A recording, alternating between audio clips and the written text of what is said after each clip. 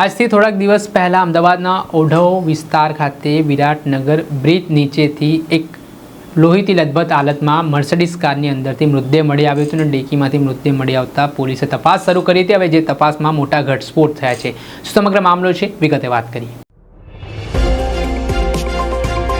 નમસ્કાર દર્શક મિત્રો, સ્કાયનેટ મીડિયામાં આપનું સ્વાગત છે। હું છું ફૈઝાન।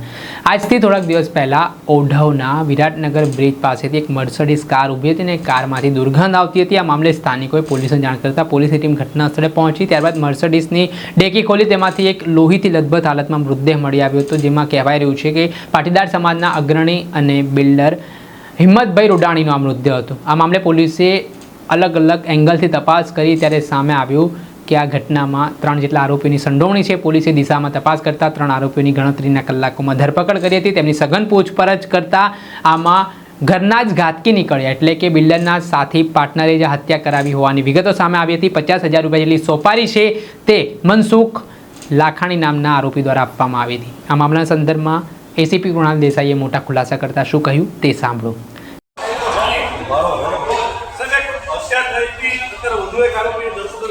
કોણ છે આરોપી, એનો મુખ્ય રોલ શું છે, ક્યાંથી ધરપકડ કરવામાં આવી અને શું એના અનુસાર પુરાવા મળી રહ્યા છે કે આ પ્રકારના પુરાવા એકત્ર કરશું। વિરાટનગર બીજીની મર્સિડીઝ કારમાં જે ક્રેશ થઈ હતી તેના આધારે વડોદરા પોલીસ સ્ટેશનમાં ગુનો દાખલ કરીને એમાં 3 આરોપી, એમાં 2 આરોપી અને એક સચિવને અટક કરવામાં આવેલા હતા।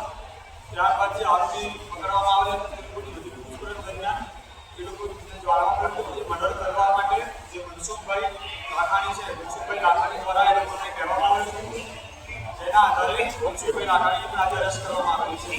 આમાંથી જે એક આરોપી છે, એક આરોપી રાહુલ છે, એ અગાઉ મનસુખભાઈ ત્યાં સિક્યુરિટી કામ કરતો હતો, જેના કારણે મનસુખભાઈએ રાહુલને આ બાબતે જાણ કરીને હુમલો કરવા કહ્યું। નક્કી થયું હતું હત્યા માટેની સોપારી શું આપવાના હતા, બંનેના જવાબમાં શું સામે આવ્યું? અગાઉ કેટલાક સમય પહેલા મનસુખભાઈએ જે એક આરોપી છે, આરોપીને 50,000 રૂપિયા આપેલા હતા અને 50,000 રૂપિયા આપીને એવું કહ્યું હતું કે તું એમને હાથ પર તોડી નાખ, પણ એ દરમિયાન એને આ કામ કરેલું ન હતું। ત્યારબાદ મનસુખભાઈ ફરી જણાવ્યું કે આ કામ તે કર્યું કે ના કર્યું, ત્યારબાદ આણે હત્યાનું પ્લાન કર્યું। શું સાહેબ સોપારી શું નક્કી થઈ ગઈ આપવા માટે અને જે હાલ આરોપીની પૂછપરછ કરતા આરોપી એવું જણાવે છે કે કામ થઈ ગયા બાદ અમને 1 કરોડ રૂપિયા આપવાના હતા અને એ બાબતે હજુ બધું વિગત ચાલુ છે કે ખરેખર એ લોકો વચ્ચે શું વાતચીત થઈ કે શું ખાલી રોકડા રૂપિયા જતા બીજી કોઈ વસ્તુ આપવાના? હાલમાં એવું પૂછપરછમાં કહે છે કે અમને રોકડા રૂપિયા તેમજ મકાનની લાલચ આપી। હત્યાના વિવાદમાં સામે આવ્યું ગયા અત્યારની જમીનનો વિવાદ છે અને કેટલા સમયથી આ લોકોનો આ વિવાદ ચાલે?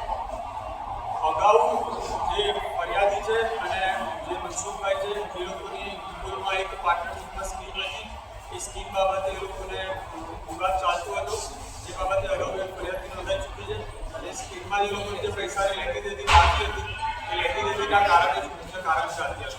સાહેબ હત્યા કર્યા પછી આરોપીઓ શું કર્યું મનસુખભાઈ સાથે વાતચીતમાં? મનસુખભાઈમાં આરોપીના ગુના દાખલ થઈ ગયા છે, કયા મનસુખભાઈની વિરુદ્ધમાં કોઈ ગુના અત્યારે દાખલ થયા નથી, એ ફરિયાદની તપાસ ચાલુ છે।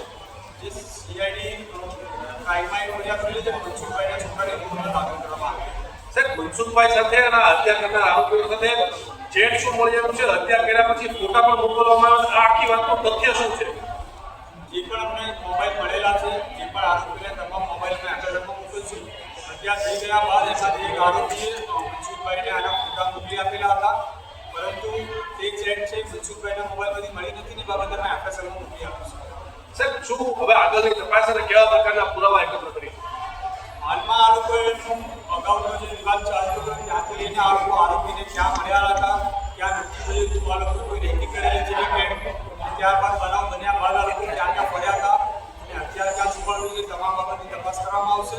એફએસએલને ટેકનિકલ સ્કૂલ લઈને આ તમામ પુરાવા ભેગા કરવામાં આવશે। મનસુખભાઈ લઈને શું તપાસ કરીશું? મનસુખભાઈની હાલમાં પૂછપરછ ચાલુ છે અને એ લોકોએ આવું કારણ શું હતું, આ લોકોને ક્યાં મળ્યા હતા, ક્યાં સોપારી આપી હતી, તે તમામ બાબતની પૂછપરછ કરવામાં આવશે। એ લોકોને જે પાર્ટનરશિપમાં સ્કીમ હતી એ સ્કીમ બન્યાના થોડા બાદ બંને વિવાદ થયેલા હતા, ત્યારબાદ એ લોકો એક ફરિયાદ પણ નોંધાઈ હતી, એ લોકો વચ્ચે ક્યારેક સમાધાનની પણ વાતો થઈ હતી। ત્યારબાદ અગાઉ મારામારીની વાત કરી હતી, મારામારીની વાત થઈ નથી, જેના કારણે કેટલાક દિવસ પહેલા આ રીતની વાત થઈ હતી। સર મનસુખભાઈના દીકરાનું નામ શું છે અને આમાં એનો કોઈ રોલ આવે છે કે નથી આવતો અત્યાર સુધીમાં? મનસુખભાઈના દીકરાનું નામ